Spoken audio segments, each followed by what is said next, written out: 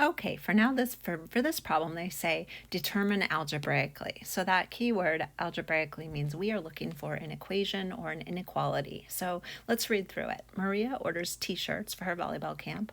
Adult size t-shirts are $6.25 each. Youth size t-shirts are $4.50 each. Okay, she has $550 to purchase both adult and youth. And then they tell you how many youth ones. So that's kind of a key piece of information.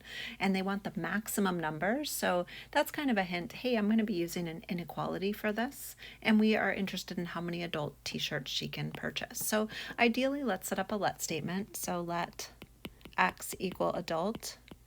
You could do A, you can do the Y, etc.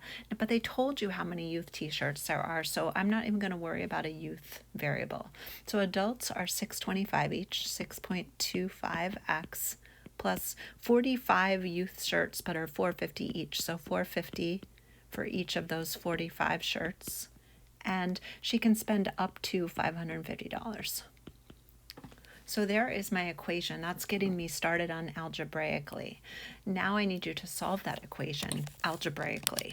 So you multiply your 450 times 45, and that'll give you 202.50. And you'll have your 625x. And then you solve it like a normal equation. So you'll end up with 625x. And you've got your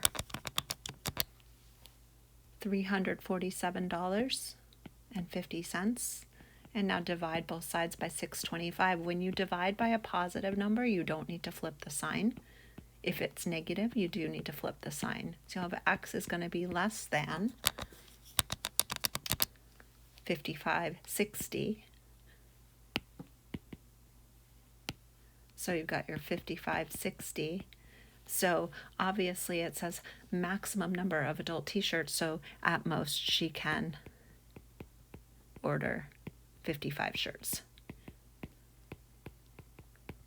Please make sure you don't just stop here because you haven't really answered the question. You need to give a sentence or something where you're going to tell us how many shirts.